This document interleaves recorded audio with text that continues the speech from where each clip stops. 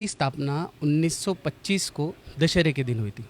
तो आरएसएस अपना स्थापना दिवस दशहरे के दिन मनाता है, शस्त्रों की पूजा कर मनाता है।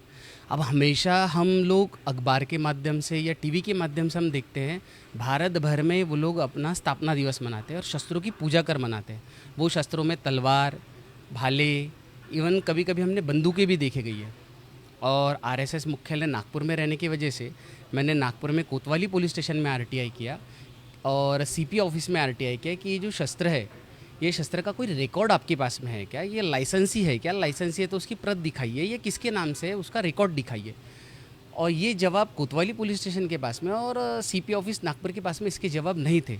नहीं रहने के बाद मैंने इसके ऊपर कंप्लेंट किया, पुलिस कंप्लेंट किया, कोतवाली में किया, सीपी ऑफिस में किया, दो तीन तीन बार कम्युनिकेशन किया। उसके ऊपर जब कोई कार्रवाई नहीं हुई तब मैं सारी चीज़ें लेके कोर्ट में गया हूँ। वहाँ से अभी नोटिस इशू हुआ है कोतवाली पुलिस स्टेशन को, जिसकी सुनवाई अगले महीने के 5 तारीख को है। वो शस्त्रों का कोई भी प्रकार का रिकॉर्ड उपलब्ध नहीं है। ये मेरे पास में ये आरटीआई है, ये आरटीआई में साफ लिखा हुआ है कोतवाली पुलिस स्टेशन का है, सीपी ऑफिस का है। और वहाँ से ये पता चलता है कि इनके पास जो शस्त्र है वो शस्त्र रिकॉर्डेड नहीं है, रिकॉर्डेड नहीं है। शस्त्र हम लोग हमेशा जो देखते हैं, तलवारें हैं, बड़ी बड़ी तलवारें हैं, बहुत बड़ी बड़ी है। उसके बाद में चाकू है, बहुत बड़े बड़े, ये सारी चीज़ें हैं। अभी देखिए, अभी हमारे यहाँ पे महाराष्ट्र में इलेक्शन चल रहे हैं। इलेक्शन में सारे लाइसेंसी हथियार जमा कराने होते हैं, जिनके जिनके पास होते हैं। इस समय पे पुलिस स्पेशल वॉच पे रहती है हथियारों के या हथियार रखने वालों के ऊपर। तो आरएसएस को ऐसी कौन सी छूट दी जा रही है और हमेशा से ऐसी कौन सी किस प्रकार की छूट दी जा रही है कि वो उनके ऊपर पुलिस कोई कार्रवाई नहीं करती। आप भी सोचिए, सभी को पता है आरएसएस सच में अपने आप को कानून से ऊपर मानता है क्या? उसको लगता है कानून नाम की कोई चीज़ नहीं है, इनके ऊपर कोई कार्रवाई नहीं करेगा। इनका ये माइंड सेट है क्या कि हमारे ऊपर कोई कार्रवाई नहीं करेगा? इनका एक ज़िद्दी स्वभाव बन चुका है क्या कि इनके ऊपर कोई कार्रवाई नहीं करेगा? क्योंकि मैंने भी जब पुलिस स्टेशन में कंप्लेंट किया था, उसके ऊपर जब कोई कार्रवाई नहीं हुई, फाइनली मेरे को वो मैटर लेके कोर्ट लेके जाना पड़ा। और हाँ, मुझे पता है कि मुझे न्याय मिलेगा। ये कागज़ जो है मेरे घर के बने हुए नहीं है, ये आरटीआई से निकाले गए, ये सर्टिफाइड कॉपीज़ है। तो मुझे बहुत अच्छे से पता है कि मुझे इसमें न्याय मिलेगा। आरएसएस जो शाखाएँ भराता है शाम को, वो भी रजिस्टर्ड नहीं है। आपको मैं बता दूं कि अगर हम 5 लोग अगर कभी मिल रहे हैं, हम कोई सभा भराते हैं, हमको पुलिस परमिशन की सख्त ज़रूरत होती है, ठीक है।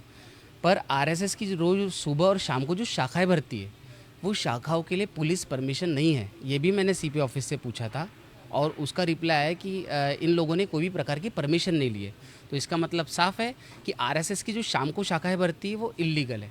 इसके बाद में आरएसएस पथसंचलन करता है दंडों को लेकर, जिसकी भी मैंने पुलिस कंप्लेंट कर मैंने कोर्ट में केस की है। अब मैं आपको बता दूं, पथसंचलन के लिए पुलिस ने इनको जो परमिशन दी है उसमें साफ लिखा है कॉलम नंबर 5 में एंड 7 में कि दंडों का इस्तेमाल मत कीजिए, उसका प्रदर्शन मत कीजिए। वो पुलिस परमिशन को ठेंगा दिखाते हुए वो लोग ये सारे पथसंचलन करते हैं और उनको पुलिस प्रोटेक्शन देता है।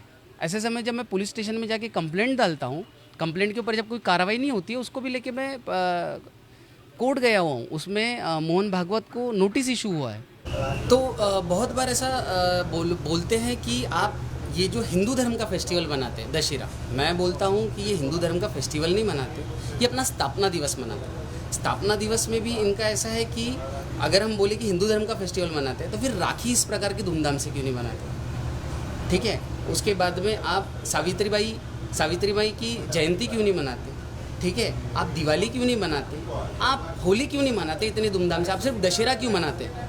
आपको शस्त्रों से लगाव है। आप शस्त्र किसको दिखाना चाहते हैं, आप किसको प्रेरित करना चाहते हैं? आप शस्त्र दिखाकर युवाओं को प्रेरित करना चाहते हैं।